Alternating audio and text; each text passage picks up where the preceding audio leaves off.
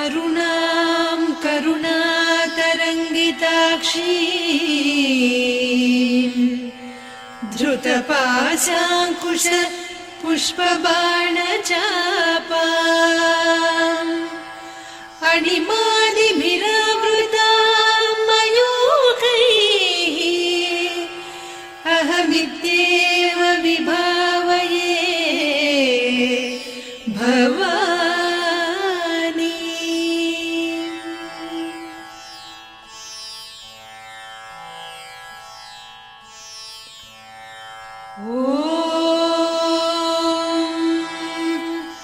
श्रीमाता श्रीमहाराज्ञी श्रीमत्सिंहासनेश्वरी चिदग्निकुण्डसम्भूता देवकार्यसमुद्यता उद्यद्भानुसहस्राभा चतुर्बाहुसमन्विता रागस्वरूपपासाढ्या क्रोधाकाराङ्कुशोज्ज्वला मनोरूपेक्षुकोदण्डा पञ्चतन्मात्रसायका निजारुणप्रभापूरमज्जद्ब्रह्माण्डमण्डला चम्पकाशोकपुन्नागसौगन्धिकलसत्कचा कुरुविन्दमणिश्रेणी कनत्कोटीरमण्डिता अष्टमी चन्द्रविभ्राजदलिकस्थलशोभिता मुखचन्द्रकळङ्काभमृगनाभिविशेषका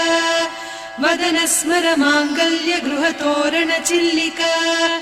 वक्त्रलक्ष्मी परीवाहचलन्मीनाभलोचना नवचम्पकपुष्पाभनासा दण्डविराजिता ताराकान्तितिरस्कारिनासाभरणभासुरा कदम्बमञ्जरी क्लुप्तकर्णपूरमनोहरा ताटङ्कयुगलीभूततपनोडुपमण्डला पद्मरागशिरादर्श परिभाविकपोलभूः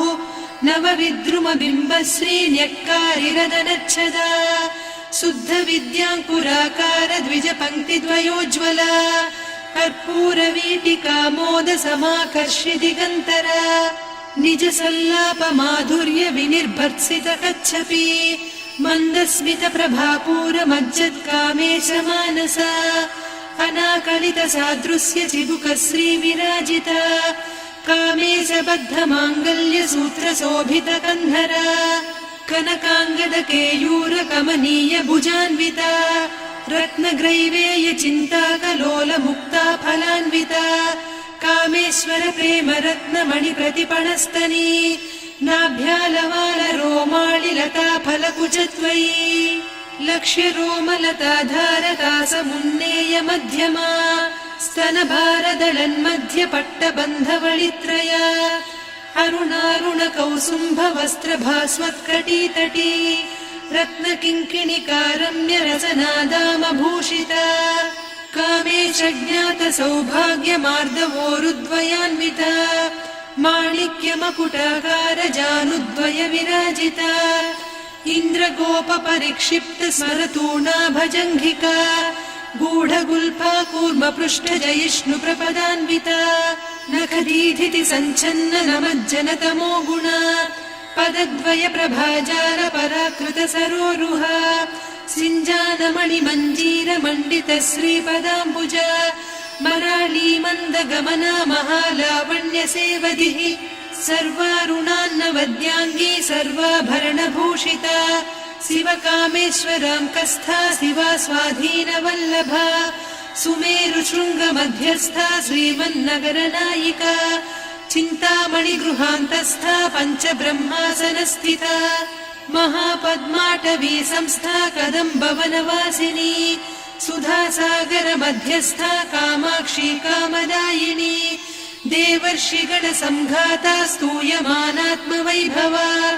भण्डासुरवधोद्युक्तशक्तिसेना समन्विता सम्पत्करी समारूढ सिन्धुरव्रजसेविता अश्वारूढाधिष्ठिता स्वकोटिकोटिभिरावृता चक्रराजरथारूढ सर्वायुध परिष्कृता गेयचक्ररथारूढ मन्त्रिणी परिसेविता किरिचक्ररथारूढ दण्डनाद पुरस्कृता ज्वालामालिनिकाक्षिप्त वह्निप्राकार मध्यगा भण्डसैन्यवधोद्युक्त शक्ति विक्रमहर्षिता नित्या पराक्रमाटोपनिरीक्षण समुत्सुका भण्डपुत्रवधोद्युक्त बाला विक्रमनन्दिता मन्त्रिण्यम्बा विरचित विषङ्गवधतोषिता विशुक्रप्राणहरण वाराही वीर्यनन्दिता कामेश्वर मुखालोककल्पित श्रीगणेश्वर महागणेश निर्भिन्न विघ्नयन्त्र प्रहर्षिता भण्डासुरेन्द्र निर्मुक्त शस्त्र प्रत्यस्त्रवर्षिणी कराङ्गुलि नखोत्पन्न नारायण दशाकृतिः महापाशुपतास्त्राग्नि निर्दग्धासुरसैनिका कामेश्वरास्त्र निर्दग्ध सभण्डासुर शून्यका ब्रह्मोपेन्द्र महेन्द्रादिदेव संस्तुत वैभवा हर नेत्राग्नि संदग्ध काम सञ्जीवनौषधिः श्रीमद्वाग्भव कूटैक स्वरूप मुख पङ्कजा कण्ठाधः कटिपर्यन्त मध्यकूट स्वरूपिणी शक्तिकूटैकतापन्न कट्यधोभागधारिणी मूलमन्त्रात्मिका मूलकूटत्रय कळेबरा कुलामृतैकरसिका कुलसङ्केतपालिनी कुलाङ्गना कुलान्तस्था कौलिनी कुलयोगिनी अकुला समयान्तस्था समयाचार तत्परा मूलाधारैकनिलया ब्रह्मग्रन्थि विभेदिनी मणिपूरान्तरुदिता विष्णुग्रन्थि विभेदिनी आज्ञाचक्रान्तराळस्था रुद्रग्रन्थि विभेदिनी सहस्राराम्बुजारूढा सुधासाराभिवर्षिणी तटिल्लता समरुचिः षट्चक्रोपरि संस्थिता महाशक्तिः कुण्डलिनी बिसतन्तुतनीयसी भवानी भावनागम्या भवारण्यकुठारिका भद्रप्रिया भद्रमूर्तिर्भक्त सौभाग्यदायिनी भक्तिप्रिया भक्तिगम्या भक्तिवस्या भयापहा शाम्भवी शारदाराध्या सर्वाणि सर्वदायिनी शाङ्करी श्रीकरी साध्वी शरच्चन्द्रनिभानना शातोदरी शान्तिमती निराधारा निरञ्जना निर्लेपा निर्मला नित्या निराकारा निराकुला निर्गुणा निष्कला शान्ता निष्कामा निरुपप्लवा नित्यमुक्ता निर्विकारा निष्प्रपञ्चा निराश्रया नित्यशुद्धा नित्यबुद्धा निरवद्या निरन्तरा निष्कारणा निष्कलङ्का निरुपाधिर्निरीश्वरा नीरागारागमदनी निर्मदा मदनासिनी निश्चिन्ता निरहङ्कारा निर्मोहा मोहनासिनी निर्ममा ममता हन्त्री निष्पापा पापनासिनी निष्क्रोधा क्रोधशमनी निर्लोभा लोभनासिनी निस्संशया संशयघ्नी निर्भवा भवनासिनी निर्विकल्पा निराबाधा निर्भेदा भेदनासिनी निर्नाशा मृत्युमदनी निष्क्रिया निष्परिग्रहा निस्तुला नीरचिकुला निरपाया निरत्यया दुर्लभा दुर्गमा दुर्गा दुःखहन्त्री सुखप्रदा दुष्टदूरा दुराचार शमनी दोषवर्जिता सर्वज्ञा सान्द्रकरुणा समानाधिकवर्जिता सर्वशक्तिमयी सर्वमङ्गला सद्गतिप्रदा सर्वेश्वरी सर्वमयी सर्वमन्त्रस्वरूपिणी सर्वयन्त्रात्मिका सर्वतन्त्ररूपा मनोन्मनी माहेश्वरी महादेवी महालक्ष्मी मृडप्रिया महारूपा महापूज्या महापातकनाशिनी महामाया महासत्त्वा महाशक्तिर्महारतिः महाभोगा महेश्वर्या महावीर्या महाबला महाबुद्धिर्महासिद्धिर्महायोगीश्वरेश्वरी महातन्त्रा महामन्त्रा महायन्त्रा महासना महायागक्रमाराध्या महाभैरवपूजिता महेश्वर महाकल्प महाताण्डव साक्षिणी महाकामेश महिषी महात्रिपुरसुन्दरी चतुष्षष्ट्युपचाराढ्या चतुष्षष्टिकलामयी महाचतुष्षष्टिकोटियोगिनी गणसेविता मनुविद्या चन्द्रविद्या चन्द्रमण्डलमध्यगा चारुरूपा चारुहासा चारुचन्द्रकलाधरा चराचर जगन्नाथा चक्रराजनिकेतना पार्वती पद्मनयना पद्मरागसमप्रभा पञ्चप्रेतासनासीना पञ्चब्रह्मस्वरूपिणी चिन्मयी परमानन्दा विज्ञानघनरूपिणी ध्यानध्यातृध्येयरूपा धर्मा धर्मविवर्जिता विश्वरूपा जागरिणी स्वपन्ती तैजसात्मिका सुप्ता प्राज्ञात्मिका तुर्या सर्वावस्था विवर्जिता सृष्टिकर्त्री ब्रह्मरूपा गोप्त्री गोविन्दरूपिणी संहारिणी रुद्ररूपा तिरोधानकरीश्वरी सदा शिवानुग्रहदा पञ्चकृत्यपरायणा भानुमण्डलमध्यस्था भैरवी भगमालिनी पद्मासना भगवती पद्मनाभसहोदरी उन्मेषनिमिषोत्पन्न विपन्न भुवनावलिः सहस्रशीर्षवदना सहस्राक्षी सहस्रपात् ब्रह्मकीटजननी वर्णाश्रमविधायिनी निजाज्ञारूपनिगमा पुण्या पुण्यफलप्रदा श्रुतिसीमन्तसिन्दूरी कृतपादाब्जधूलिका सकलागमसन्दोह सुक्तिसम्पुटमौक्तिका पुरुषार्थप्रदा पूर्णा भोगिनी भुवनेश्वरी अम्बिकानादिनिधना हरिब्रह्मेन्द्रसेविता नारायणी नादरूपा नामरूपविवर्जिता ह्रीङ्कारी ह्रीमती हृद्या हेयोपाधेयवर्जिता राजराजार्चिता राज्ञी रम्या राजीवलोचना रञ्जनी रमणीरस्या रणत्किङ्किणिमेखला रमा रागेन्दुवदना रतिरूपा रतिप्रिया रक्षाकरी राक्षसघ्नी रामा रमणलम्पटा काम्या कामकलारूपा कदम्बकुसुमप्रिया कल्याणी जगती कन्दा करुणारससागरा कलावती कलालापा कान्ता कादम्बरी प्रिया वरदा वामनयना वारुणी मदविह्वला विश्वाधिका वेदवेद्या विन्ध्याचलनिवासिनी विधात्री वेदजननी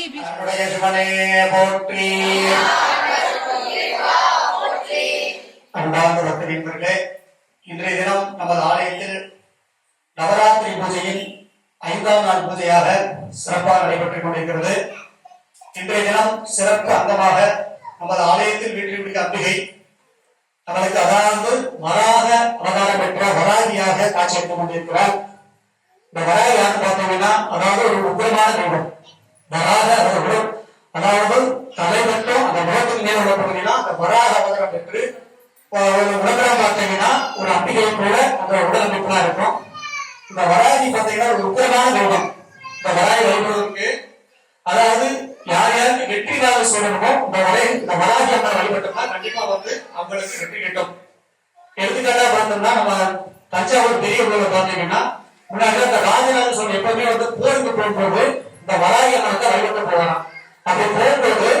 அந்த வராகி வழிபட்டா அவங்க கண்டிப்பா வெற்றிவாயை சூடி வருவது வழக்கம். அதனால தான் அந்த தஞ்சை பெரிய கோயில்ல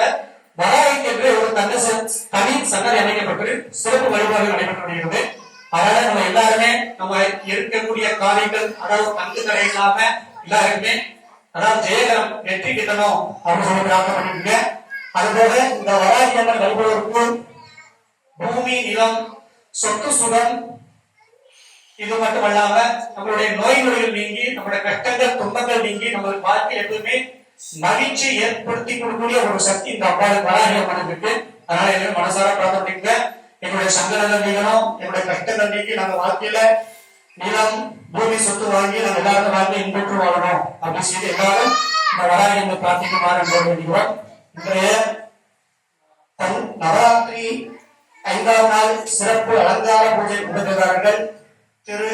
என் ஹரிப்பிரியம் குடும்பம், திரு எம் சதீஷ் சவிதா குடும்பம், திரு சரவணன் மேகலா குடும்பம், திரு எம் மாரியப்பன் சுகுணா குடும்பம், திரு ருத்ரேஷ் டியூஷன் சென்டர் குடும்பம், திரு ஏ மூவேந்தன் குடும்பம்,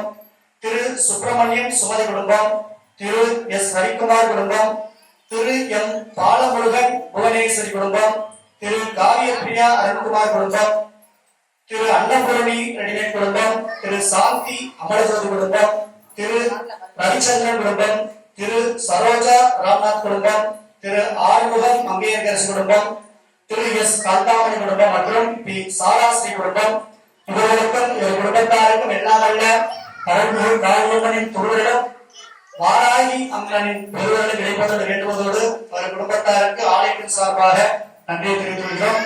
நாளைய தினம் நமது நவராத்திரி பூஜையில் 6ஆம் நாள் சிறப்பு அலங்காரமாக ஆதிபராசக்தி அதாவது அபிராமி அம்பிகையாக காட்சியளித்து பட்டருக்கு அருள் நிலையில நாளை அலங்காரம் அபிராமி பட்டருக்கு அருள் நிலையில நாளை அம்பிகை காட்சியளிக்க போறாங்க. ஆதிபராசக்தி இந்த ஆதிபராசக்தி வழிபட்டாலே அனைத்து செலவும் கிடைக்கிற இருக்கு. அதனால பக்த மையப்படுகள் அனைவரும் நாளை தினம் தவறாது கலந்து கொள்ளுமாறு வேண்டுகிறோம். தொடர்ந்து அந்த ஆலயத்துல இன்னும் அந்த நவராத்திரி பூஜைகள் எஞ்சியுள்ள நாட்களில் சிறப்பாக நடைபெறுவது. அதன் ஒரு அங்கமாக நமது நவராத்திரி பூஜை கடைசி நாள அதாவது விஜயதசமி அன்று வருகிற 12/10/2024 சனிக்கிழமை அன்று நமது ஆலயத்தில் வீட்டில் அம்பிகைக்கு அன்று மாலை சரியாக 5 மணி அளவில் துர்கா ஹோமம் சிறப்பாக நடைபெற உள்ளது. ஆகவே பக்த நேயர்கள் அனைவரும் அந்த ஹோமத்தில் கலந்து கொள்ளுமாறு அன்போடு வேண்டுகிறோம். ஒவ்வொரு நாளும் நடைபெறக்கூடிய நவராத்திரி அலங்கார பூஜைக்கான கட்டணம் ரூபாய் 500 ஆகும். விஜயதசமி அன்று நடைபெறக்கூடிய ஹோம பூஜைக்கான கட்டணம் ரூபாய் 200 ஆகும். ஆகவே சேரக்கூடிய அன்பர்கள் தங்களது பெயரை பதிவு செய்து அதற்குண்டான கட்டணத்தை செலுத்தி ரசீதை பெற்றுக் கொள்ளுமாறு அன்போடு வேண்டுகிறோம். இன்றைய பூஜைதாரர்களுக்கு தீபாவளி முடிந்த பிறகு அர்ச்சனை நடைபெறும். அர்ச்சனை செய்து பிரசாதம் பெற்றுக் கொள்ளுமாறு அன்போடு வேண்டுகிறோம். தென்னாடுடைய சிவனே போற்றி. இன்பமே சூழ்க இன்பமே சூழ்க இன்பமே சூழ்க என்பவரும் காண்க லோகா சமஸ்த சுகினோ பவந்தோ ததாஸ்து. माया विलासिनी क्षेत्र स्वरूपा क्षेत्रेसी क्षेत्र क्षेत्रज्ञपालिनी क्षय वृद्धि विनिर्मुक्ता क्षेत्रपाल समर्चिता विजया विमला वन्द्या वन्दारुजनवत्सला वाग्वादिनी वामकेशी वह्निमण्डलवासिनी भक्तिमत्कल्पलतिका पशुपास विमोचनी संहृता शेषपाषण्डा सदाचार प्रवर्तिका तापत्रयाग्नि संतप्त समाह्लादवचन्द्रिका तरुणी तापसाराध्या तनुमध्या तमोपहा चितिस्तत्पदलक्ष्यार्धा चिदेकरसरूपिणी स्वात्मानन्दलवीभूत ब्रह्माद्यानन्द सन्ततिः परा प्रत्यक्षितीरूपा पश्यन्ती परदेवता मध्यमा वैखरी रूपा भक्तमानसहंसिका कामेश्वर प्राणनाडी कृतज्ञा कामपूजिता शृङ्गाररस सम्पूर्णा जया जालन्धर स्थिता वोड्याणपीठ निलया बिन्दुमण्डलवासिनी रहो यागक्रमाराध्या रहस्तर्पणतर्पिता सद्यप्रसादिनी विश्वसाक्षिणी साक्षिवर्जिता षडङ्गदेवता युक्ता षड्गुण्यपरिपूरिता नित्यक्लिन्ना निरुपमा निर्वाण सुखदायिनी नित्या षोडशिका रूपा श्रीकण्ठार्धशरीरिणी प्रभावती प्रभारूपा प्रसिद्धा परमेश्वरी मूल प्रकृतिरव्यक्ता व्यक्ता व्यक्तस्वरूपिणी व्यापिनी विविधाकारा विद्या विद्यास्वरूपिणी महाकामेश नयन कुमुदाह्लाद कौमुदी भक्तहार्दतमो भेद भानुमद्भानु सन्ततिः शिवदूती शिवाराध्या शिवमूर्तिः शिवङ्करी शिवप्रिया शिवपरा शिष्टेष्टा शिष्टपूजिता अप्रमेया स्वप्रकाशा मनोवाचामगोचरा चिच्चक्तिश्चेतना रूपा जडशक्तिर्जडात्मिका गायत्री व्याहृतिः सन्ध्या द्विजबृन्दनिषेविता तत्त्वासना तत्त्वमयी पञ्चकोशान्तरस्थिता निस्सीम महिमा नित्य यौवना मदशालिनी मदघूर्णितरक्ताक्षी मदपाटलगण्डभूः चन्दनद्रवदिग्धाङ्गी चाम्पेय कुसुमप्रिया कुशला कोमलाकारा कुरुकुळ्ळा कुलेश्वरी कुलकुण्डालया कौलमार्गतत्परसेविता कुमारगणनाथाम्बा तुष्टिः पुष्टिर्मतिर्धृतिः शान्तिः स्वस्तिमती कान्तिर्नन्दिनी विघ्ननाशिनी तेजोवती त्रिनयना लोलाक्षी कामरूपिणी मालिनी हंसिनी माता मलयाचलनिवासिनी सुमुखी नलिनी शुभ्रू शोभना सुरनायिका कालकण्ठी कान्तिमती क्षोभिणी सूक्ष्मरूपिणी वज्रेश्वरी वामदेवी वयोवस्था विवर्जिता सिद्धेश्वरी सिद्धविद्या सिद्धमाता यशस्विनी विशुद्धचक्रनिलया रक्तवर्णा त्रिलोचना खट्वाङ्गादिप्रहरणा वदनैकसमन्विता पायसान्नप्रिया त्वक्स्था पशुलोकभयङ्करी अमृतादिमहाशक्ति संवृता डाकिनीश्वरी अनाहताब्जनिलया श्यामा भावदनद्वया दंश्रोज्ज्वलाक्षमालादिधरा रुधिरसंस्थिता कालरात्र्यादिशक्त्योघवृता स्निग्धौदनप्रिया महावीरेन्द्रवरदा राकिन्यम्बा स्वरूपिणी मणिपूराब्जनिलया वदनत्रय संयुता वज्राधिकायुधोपेता डामर्यादिभिरावृता रक्तवर्णा मांसनिष्ठा गुडान्न प्रीतमानसा समस्त भक्त सुखदा लाकिन्यम्बा स्वरूपिणी स्वाधिष्ठानाम्बुजगता चतुर्वक्त्र मनोहरा शूलाद्यायुध सम्पन्ना पीतवर्णातिगर्विता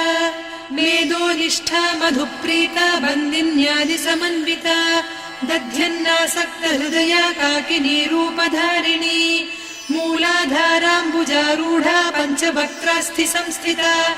अंकुशादिप्रहरणा वरदादिनिषेविता मुद्गौदनासक्त चित्ता साकिन्यम्बा स्वरूपिणी आज्ञाचक्राब्जनिलया शुक्लवर्णा षडानना मज्जा संस्था हंसवती मुख्यशक्ति समन्विता हरिद्रान्नैकरसिका हाकिनी रूपधारिणी सहस्रदल पद्मस्था सर्ववर्णोपशोभिता सर्वायुधधरा शुक्ल संस्थिता सर्वतोमुखी सर्वौदन प्रीतचित्ता याकिन्यम्बा स्वरूपिणी स्वाहा स्वधामतिर्मेधा श्रुतिस्मृतिरनुत्तमा पुण्यकीर्तिः पुण्यलब्धा पुण्यश्रवणकीर्तना पुलोमजार्चिता बन्धमोचनी बन्धुरालका विमर्शरूपिणी विद्या वियदादि जगत्प्रसूः सर्वव्याधिप्रशमनी सर्वमृत्युनिवारिणी अग्रगण्या चिन्त्यरूपा कलिकल्मषनाशिनी कात्यायिनी कालहन्त्री कमलाक्षनिषेविता ताम्बूलपूरितमुखी दाडिमी कुसुमप्रभा मृगाक्षी मोहिनी मुख्या मृडानी मित्ररूपिणी नित्यतृप्ता भक्तनिधिर्नियन्त्री निखिलेश्वरी मैत्र्यादिवासना लभ्या महाप्रलय साक्षिणी पराशक्तिः परानिष्ठा प्रज्ञानघनरूपिणी माध्वीपानालसामत्ता मातृका वर्णरूपिणी महाकैलासनिलया मृणाल मृदुदोर्लता महनीया दया मूर्तिर्महासाम्राज्यशालिनी आत्मविद्या महाविद्या श्रीविद्या कामसेविता श्रीषोडशाक्षरी विद्या त्रिकूटा कामकोटिका कटाक्ष किङ्करी भूत कमला कोटिसेविता